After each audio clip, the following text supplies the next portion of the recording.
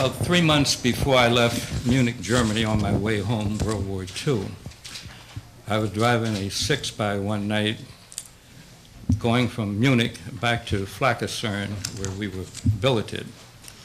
And if you are in a vehicle and there's another GI walking on the road, you're going to stop and pick him up. Well, I was in the back of the truck. I wasn't driving. And this was a company truck. There were 5 of us black soldiers on it. And we picked up this white soldier. And of course the talk was, the war is over, we're part of the occupation forces, the constabulary is being specially trained for these duties, our time is short. In no time at all, we'll be going home. So I mentioned to this white soldier that we had picked up some of these things, and I said, what about the war?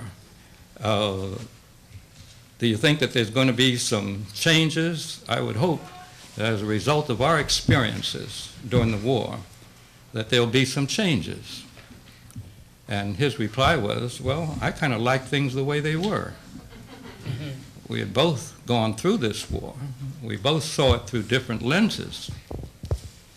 So it was no surprise when I got off the boat that the first thing that I saw was a sign that said white and another sign that said colored.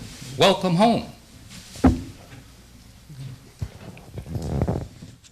Everybody what to do.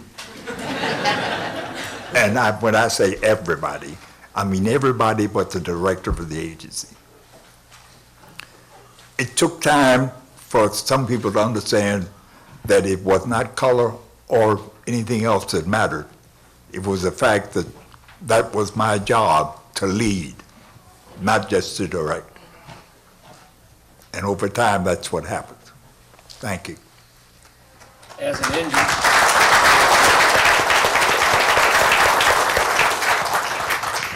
an engineer with Metro, I had the responsibility of seeing to it that all of the stations in the District of Columbia were put in place and made a part of the system. With that responsibility, I had an opportunity to speak to and direct other individuals. And there's one young man who I had the opportunity to work with that you have probably seen or heard on television, because he's one of the great statisticians for the sports world. And I will never forget that here's this little guy from the District of Columbia telling someone what to do, and he turns out to be an outstanding person in the world, not only in the city, but in the world. And it's, as Ivan has said and as Jim has said, it's a responsibility that you have, and I think it shows people that it doesn't matter what color you are if you have the knowledge and ability to do the job. And Tuskegee Airmen, before me, my instructor, for example, Leonard Jackson, shot down 3 German Messerschmitts, and then he came back here and taught me how to fly. I think that's an indication that the knowledge is the important thing, not the person. I was in Seoul, Korea in '53. At that time, I was commander of my food service squadron. I was in that position for 3 months, just before I rotated home. But you always get additional duties, and I was on additional duty one night as the officer of the guard. Well, Seoul being the capital, GIs would come to Seoul for rest and recreation, such as it was. And there were officers who came back from a night in Seoul and were making noise in the barracks, and somebody called the officer of the guard, so I had to respond. And I got there, and these guys were in a jovial mood. And I told them, I says, gentlemen, we have blackout requirements. You can't remove them from the windows. Let's get them back in the windows. And I went over starting to adjust one window. And one of the young captains, I was a first lieutenant, this was a captain, and he addressed me as buckwheat. You don't tell us what to do. I said, well, I can't make you do anything, but I can damn sure make you wish you had done something.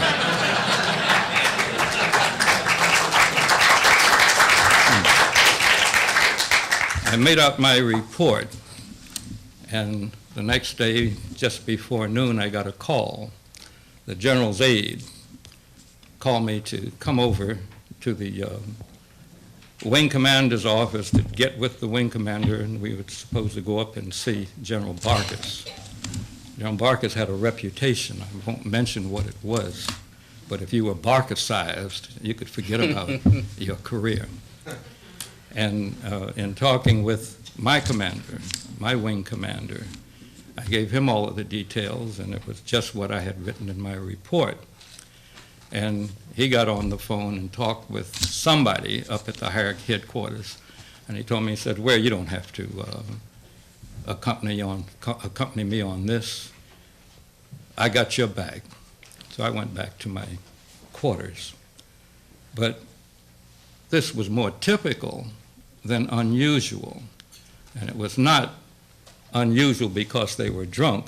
At drunk, you're more likely to be yourself, and your true feelings will come out. Sir? We have time for one more question. Sorry about that, everybody. You all said that military has done better than civilian in terms of the racial integration and acceptance. And I think a lot of that has to do with the fact that military teaches respect. When I was in the military, my cadre was all black, and I respected you all, and you certainly taught us the right things. And I think we need more of that in civilian life, and that's where these young Marines and little Air Force guys and folks running around here are learning to respect, and I really appreciate the respect they're showing us when they call us sir and they call us, madam, and the other things that they are learning. So I think we have to get the civilians to where the military is in terms of the acceptance of realizing people are who they are, and the fact that you in military have the training and experience is why you get the respect. And I think we have to make sure that you have the experience and education in civilian life as well. And I say you, I mean the blacks and the whites and all the folks who are being educated. A lot of them aren't being educated well enough today to understand the needs of other people, and the respect that should be shown. And I respect you all, and I thank you for your service.